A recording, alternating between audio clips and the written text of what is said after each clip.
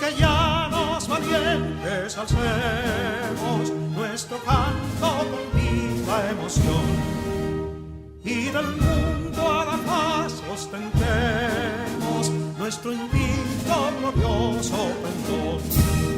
Salve el pueblo que intrépido y fuerte a la guerra a morir se lanzó, cuando en bélico reto de muerte sus cadenas de esclavos rompió.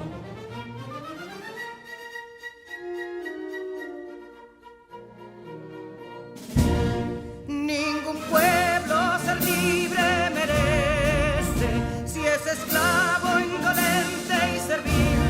Si en su pecho la llama no crece, que templó el heroísmo viril, más que estrella la indómita y brava, siempre altiva la frente alzará, que si fuere mil veces esclava, otras tantas ser libres habrá.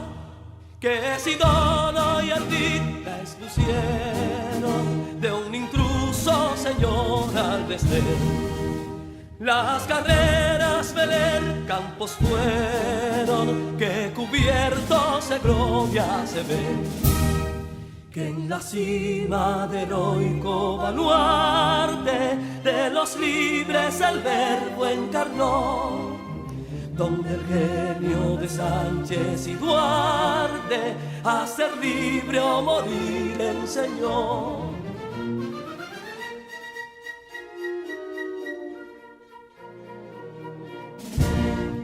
Y si pudo inconsulto caudillo de esas glorias el brillo empañar, de la guerra se vio en Capotillo la bandera de fuego ondear. Y el incendio que atónito deja de Castilla al soberbio león, de las playas gloriosas le aleja, donde flota el cruzado pendón.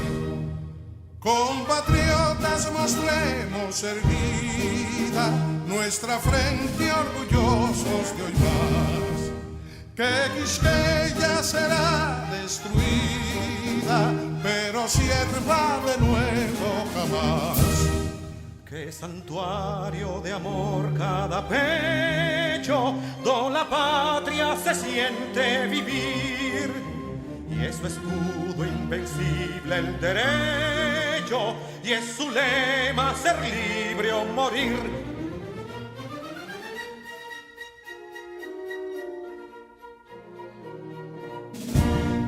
Libertad que aún se yergue serena, la victoria en su carro triunfal, y el clarín de la guerra aún resuena, pregonando su gloria inmortal.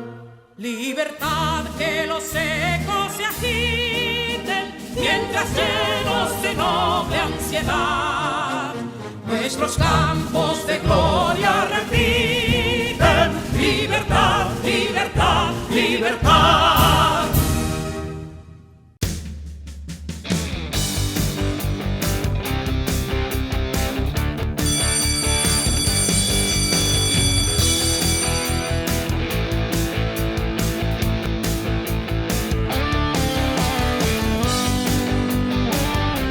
Hola, mi nombre es Carla Maciel y como ustedes estoy muy entusiasmada por comenzar nuestro día de aprendizaje. Vamos todos y todas a crear las condiciones físicas y emocionales para que podamos disfrutar del progreso que es aprender. Lo importante es disfrutar el camino del conocimiento y hacer de él una fiesta. Aprender puede ser, si nos lo proponemos, una experiencia divertida y creativa. Bienvenidos al cuarto grado de secundaria del año 2020-2021 del Ministerio de Educación de la República Dominicana. Aprendemos en casa, preservando la salud. Sus profesores de este año escolar son: Asignatura Lenguas Modernas, Raicy Nairobi Sano Paredes, del Centro Educativo Liceo Matías Ramón Mella y Escuela Presidente Antonio Guzmán Fernández. Distrito 1004 y 1006. Habilidades: creativa y proactiva. De la asignatura Ciencias de la Naturaleza, Ediberto Cordero Abreu. Centro Educativo Liceo Enriquillo. Distrito 902. Habilidades: tecnológico, comunicador, creativo, líder. Asignatura Ciencias Sociales, Yancel Oderay Ferreras Cabreja. Centro Educativo Instituto Politécnico Salesiano Padre Bartolomé Beck. Distrito 1503. Habilidades: comunicativa, líder. Asignatura Matemáticas, Alexander García Pérez. Centro Educativo Centro de Excelencia Salomé Ureña. Distrito 1503. Habilidades: electrónica, fotografía, canto. Asignatura Lengua Española, Rosemilia Cepeda Reyes. Centro Educativo Liceo José Francisco Peña Gómez y Liceo Jesús Maestro, Educación Básica, Nocturno. Distrito 1504. Habilidades: paciente, comunicativa. Asignatura Lenguas Modernas, Echason Láyenes, del Centro Educativo Centro de Excelencia Luis Encarnación Nolasco. Distrito 1502. Habilidades: predicar, experimentar. Asignatura Inglés, Iman Nord. Centro Educativo North Academy. Habilidades: baile, plurilingüe, astronomía, psicología.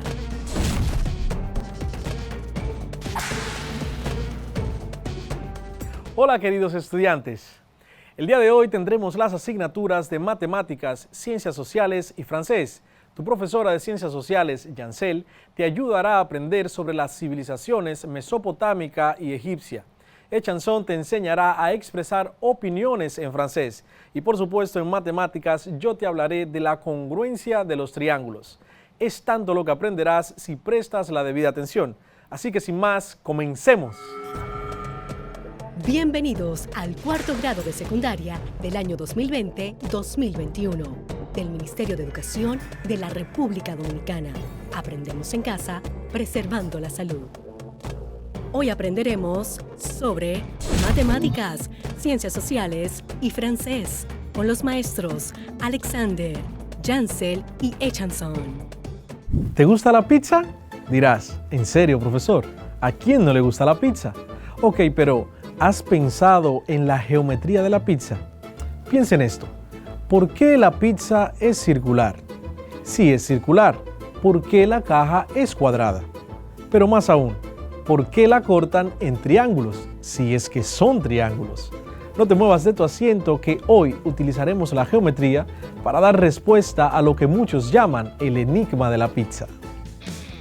Bienvenidos al cuarto grado de secundaria del año 2020-2021. Hola distinguidos estudiantes, qué alegría estar una semana más con ustedes encaminándolos por los senderos del conocimiento, los cuales te llevarán a un futuro promisorio para ti y tu familia. Bienvenidos y bienvenidas al único espacio donde las matemáticas toman sentido. Soy tu profesor Alexander García, esto es cuarto de secundaria. La semana pasada aprendiste a calcular la suma de los ángulos internos y externos de un polígono regular, utilizando la expresión 180 multiplicado por n-2 para los ángulos internos y 360 grados dividido entre n para saber cuánto mide un ángulo externo, puesto que la sumatoria de ellos, tomando en cuenta solamente un ángulo por vértice, siempre será igual a 360 grados. También aprendiste sobre las diagonales de un polígono, que son cómo calcular y trazar la cantidad exacta de un polígono de acuerdo con el número de lados que lo conforman. Por otra parte, haciendo uso del teorema de Pitágoras, calculamos la longitud de la diagonal de un sándwich cuadrado y de la pantalla de un celular rectangular. Y hablando de sándwich, también aprendimos en una cápsula las razones de por qué la mayoría de la gente corta este alimento en forma diagonal. La primera razón es que en cuanto a la presentación en dos triángulos, facilita la forma de comerlo, desde la esquina más estrecha hasta el centro, y hace que parezca más grande, dando a nuestro cerebro la información de que está comiendo mucho. La segunda razón es que el corte diagonal expone mejor el interior, lo que hace que se vea más apetitoso a la vista. Yo en particular valoro la practicidad a la hora de comer y la apariencia que toma el sándwich con un corte en diagonal. Pero ¿sabes qué? Si está delicioso, te aseguro que no me importará mucho la forma en que esté cortado. Simplemente lo disfrutaré. Esta fue una retroalimentación de la semana pasada para puntualizar los tópicos más relevantes. Los conocimientos adquiridos en el estudio de los polígonos en el tema anterior serán de gran ayuda para tratar un polígono especial. Es el menor de todos. Hablamos nada más y nada menos que del triángulo. El día de hoy y durante toda la semana estarás aprendiendo sobre la congruencia de triángulos. Así que sin más, iniciemos. La geometría es una rama multifacética de las matemáticas. Su riqueza, producto de la estrecha relación con otros dominios matemáticos, las ciencias de la naturaleza, ciencias sociales y la vida cotidiana, abarca varias dimensiones. En su dimensión biológica se relaciona con capacidades humanas, como el sentido espacial, la percepción y la visualización. En su dimensión física, indaga propiedades espaciales de los objetos físicos y de sus representaciones, modelando el espacio circundante. En su dimensión aplicada, se constituye en una herramienta de representación e interpretación de otras ramas del conocimiento. En su dimensión teórica, integra una colección de diversas teorías que han sido ejemplo de rigor y abstracción. La toma de conciencia de esta multidimensionalidad es debida, probablemente, al cambio en el punto de vista de la matemática en sí misma, que ha comenzado a verse como una actividad humana y no únicamente como una disciplina formal. Es por esto la importancia de proporcionar una argumentación como la vía que otorga validez al conocimiento geométrico, aplicar conceptos, procedimientos y resultados de la geometría euclidiana para resolver problemas de congruencia, lo cual permitirá cada vez más el incremento de nuestro razonamiento lógico. Antes de seguir avanzando sobre este aspecto, debemos tomar en cuenta algunos conceptos. Congruencia. En matemáticas, dos figuras geométricas son congruentes si tienen las mismas dimensiones y la misma forma, sin importar su posición u orientación, es decir, si existe una isometría que los relaciona, una transformación que puede ser de traslación, rotación o reflexión. Las partes relacionadas entre las figuras congruentes se llaman homólogas o correspondientes. Congruencia en geometría analítica. En la geometría euclidiana, la congruencia es equivalente a la igualdad matemática en aritmética y en álgebra. En geometría analítica, la congruencia puede ser definida así. Dos figuras determinadas por puntos sobre un sistema de coordenadas cartesianas son congruentes si y solo si la distancia euclidiana entre cualquier par de puntos de la primera figura es igual a la distancia euclidiana entre los puntos correspondientes de la segunda figura. Ten en cuenta que cuando hablamos de distancia euclidiana, estamos hablando de la distancia entre dos puntos, un tema que tratamos en la segunda clase del mes de noviembre. Congruencia de triángulos. Dos triángulos iguales son congruentes. La congruencia se simboliza por un signo de igual con la característica de que tendrá una línea recta encima de forma curveada. Vamos a la pizarra para que puedas apreciarlo con más claridad. Si podemos notar aquí tenemos tres triángulos. El primer triángulo llamado triángulo ABC. Recuerda que los triángulos los nombramos de acuerdo a sus vértices. El segundo triángulo es el triángulo DEF. Y por último, el tercer triángulo GHI. Estos triángulos, los tres, son congruentes entre sí. Habíamos mencionado anteriormente el símbolo de congruencia, que es un símbolo de igual con una tercera línea encima de forma curveada. Entonces, si yo quisiera decir que el triángulo 1, el triángulo ABC, es congruente al triángulo 2, simplemente debo poner el triángulo, el símbolo de triángulo es un pequeño triángulo que podemos trazar. Triángulo ABC se lee, es congruente al triángulo DEF. También el triángulo DEF es congruente al triángulo GHI. Esta es la manera de nosotros expresar la congruencia entre triángulos. Ahora bien, ¿qué dijimos anteriormente? Para que dos o más triángulos sean congruentes, debe cumplir que sus 6 elementos sean iguales de manera correspondiente.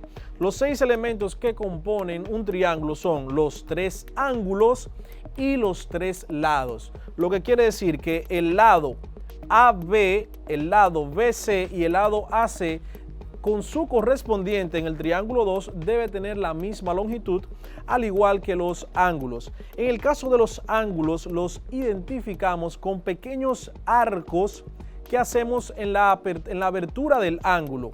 Tenemos el ángulo 1, sería por ejemplo en el vértice A, no importa el orden en que lo nombremos o lo simbolicemos, ponemos un pequeño arco. Para el ángulo 2 ponemos entonces 2 arcos, uno a continuación del otro, y para el ángulo 3 ponemos entonces 3 arcos. De igual modo, para los lados, en los triángulos correspondientes, le trazamos una pequeña línea, una pequeña rayita de manera vertical. Lo que tenemos entonces, para el lado 1, una pequeña rayita. Para el lado 2, 2 pequeñas rayitas o líneas, y para el lado 3, 3 líneas. Cuando hablamos de lados y ángulos correspondientes, nos referimos a que, por ejemplo, imagina que estás en un espejo. Tu reflejo allí en el espejo tendrá partes correspondientes. Por ejemplo, tu brazo derecho será la parte correspondiente del brazo derecho del reflejo. O si tienes, por ejemplo, un compañero, ¿cuál sería el brazo derecho correspondiente en tu compañero? De igual modo, el brazo derecho del compañero. Por tanto, si el lado AB es congruente con el triángulo número 2, entonces tendré que identificar cuál es el lado que corresponde al lado AB en el triángulo. Si podemos observar aquí en el triángulo tenemos una reflexión que habíamos mencionado que no importaba la relación isométrica que tuviese. Puede ser de reflexión, de rotación, como en este caso, o también de traslación. No importa la posición que tenga, si cumple con que tiene sus 6 elementos iguales, los 3 ángulos y los 3 lados, serán correspondientes. En este caso, el lado AC, que nombramos como 1, sería entonces en el triángulo número 2, el lado DE, y así sucesivamente con los demás triángulos. Esto es una forma muy sencilla de identificar cuando otros triángulos y cómo nombrarlos cuando son correspondientes. Ahora te invito a prestar mucha atención a la siguiente cápsula, donde conocerás algunas propiedades importantes que se cumplen en la congruencia de triángulos. En la congruencia de triángulos se cumplen 3 propiedades importantes: propiedad reflexiva, propiedad simétrica y propiedad transitiva. Propiedad reflexiva: todo triángulo es congruente con él mismo. El triángulo ABC es congruente con el triángulo ABC. Es como si estuvieses en un espejo, literalmente. De hecho, esta propiedad aplica a todo lo que pueda ser reflejado, incluso a ti mismo.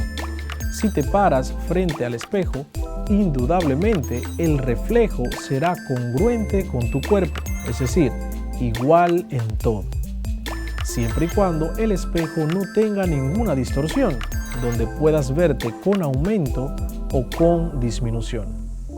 La siguiente propiedad es la propiedad simétrica. Nos dice que si un triángulo ABC es congruente con otro triángulo DEF, entonces el triángulo DEF es congruente con el triángulo ABC. ¿Pero qué significa esto de simetría? Para que entiendas mejor el concepto de simetría, piensa en el cuerpo humano. Piensa en tu cuerpo. Un cuerpo en condiciones normales exteriormente es simétrico, lo que quiere decir que si trazaras una línea vertical desde la mitad de tu frente, pasando por la nariz hasta el piso, notarás que la parte derecha es semejante a la parte izquierda, es decir, son simétricas. Entonces, al igual con la propiedad simétrica de los triángulos, si la parte derecha es igual a la parte izquierda de tu cuerpo, entonces la parte izquierda será igual a la parte derecha. Propiedad transitiva. Si un triángulo ABC es congruente a un triángulo DEF y este triángulo es congruente con un tercer triángulo OPQ, entonces el primer triángulo es congruente con el tercero. Es muy simple. Si tienes 3 pares de tenis y el primero es igual al segundo y el segundo igual al tercero, entonces la propiedad transitiva dice que automáticamente el tercer par de tenis será igual que el primero. La propiedad transitiva también nos dice que si dos triángulos tienen sus 3 lados respectivamente congruentes, entonces los triángulos son congruentes. Si dos triángulos tienen respectivamente 2 lados congruentes y el ángulo comprendido entre esos 2 lados, entonces los 2 triángulos son congruentes. Otra de las cosas que menciona esta propiedad es que si 2 triángulos tienen respectivamente congruentes un lado y los ángulos de los extremos de dicho lado, entonces los triángulos son congruentes. Ahora te mostraré algunas aplicaciones de la congruencia de triángulos. Así que presta la debida atención porque en la vida cotidiana también podemos usar esta congruencia. Ejemplos de triángulos congruentes. Número 1. Las famosas pirámides de Egipto están formadas por triángulos. Estos triángulos son congruentes entre sí. De no ser así, las pirámides fuesen imposibles. De hecho, nunca verás pirámides con caras desiguales. Número 2. Muchas edificaciones en sus diseños tienen triángulos congruentes. Tal es el caso de puentes como el Golden Gate en San Francisco, la Torre Eiffel en París, torre de transmisión eléctrica y torres de telecomunicaciones y muchos más. Número 3. Un techo a 2 aguas está hecho por varias vigas que se juntan para formar triángulos congruentes. Número 4. Si corto un papel cuadrado por una de sus diagonales, obtendría 2 triángulos congruentes. Número 5. El triángulo que dibujo pasando el lápiz por el borde de mi regla triangular es congruente con la forma de mi regla. Número 6. Un objeto con forma triangular es congruente con su reflejo en un espejo. Aquí podríamos apreciar directamente la propiedad reflexiva que mencionamos hace unos momentos. Y seguramente aún te preguntarás, ¿para qué sirve todo esto? Bueno, si a continuación te pondré un ejemplo más práctico. Imagina que un hombre tiene un terreno cuadrado. El hombre ha muerto y tiene 2 hijos a los que les dejó como herencia a cada uno la mitad del terreno. Tú me dirás, muy fácil, que lo dividan a la mitad, ya que un cuadrado puede dividirse en 2 rectángulos. Pero hay un problema. El terreno es para sembrar, por lo que se necesita ser regado, es decir, tener agua. La única fuente de agua es un pequeño lago que está junto a una de las esquinas del terreno. Por tanto, si es dividido a la mitad formando 2 triángulos, solo la mitad del terreno tendrá acceso al agua.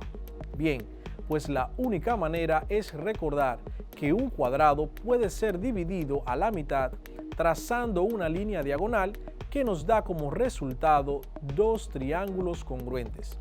Si dividimos el terreno partiendo desde el vértice donde está ubicado el lago, ambas partes tendrán acceso al lago. La congruencia de triángulos se basa en el estudio de la igualdad entre triángulos, es decir, gracias a esto podemos saber si esos dos o más triángulos son congruentes, iguales entre sí. Dicho de otro modo sencillo, nos permite comparar varios triángulos y saber si son iguales, si tienen los mismos ángulos en sus vértices y si sus lados miden lo mismo.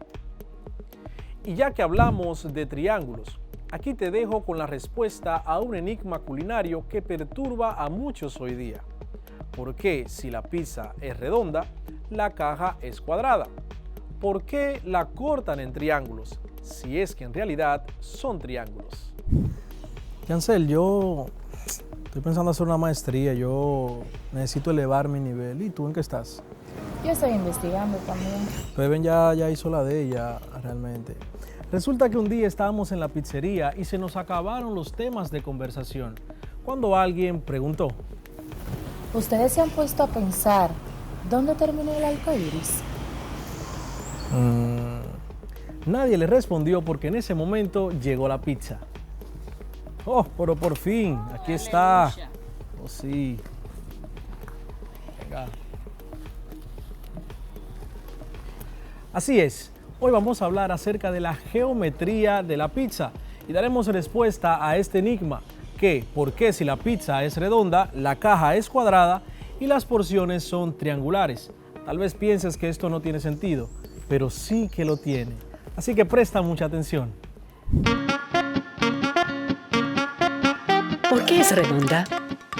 Bueno, eso es sencillo. Imagínate que estás preparando la masa de la pizza, entonces quieres que la masa quede lo más homogénea posible.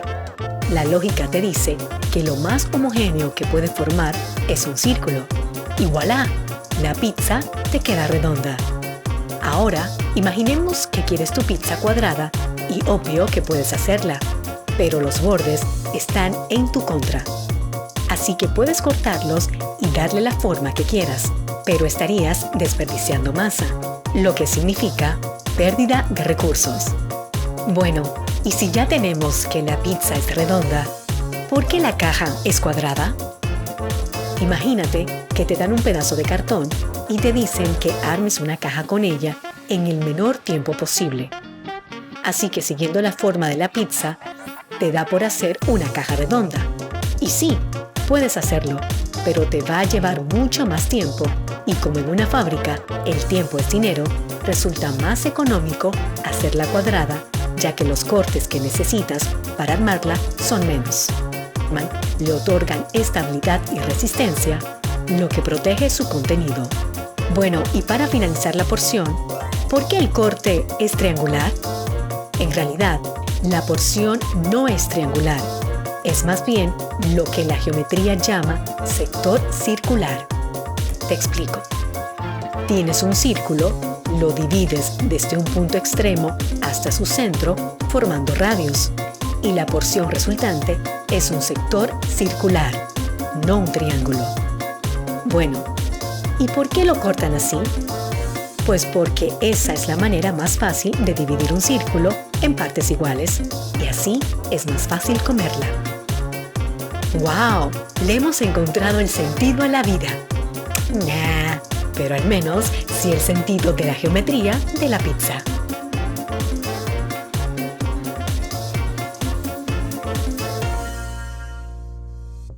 ¿Sorprendido con estos datos interesantes de la geometría de la pizza? Como siempre digo, la geometría es parte inseparable del ser humano. Ha estado en los anales de la historia. Hoy sigue vigente y seguirá dando sentido a nuestras vidas siempre. Desde el único espacio donde las matemáticas toman sentido, estuvo con ustedes Alexander García. Hasta una próxima entrega. Bye bye. Cuarto grado de secundaria del año 2020-2021.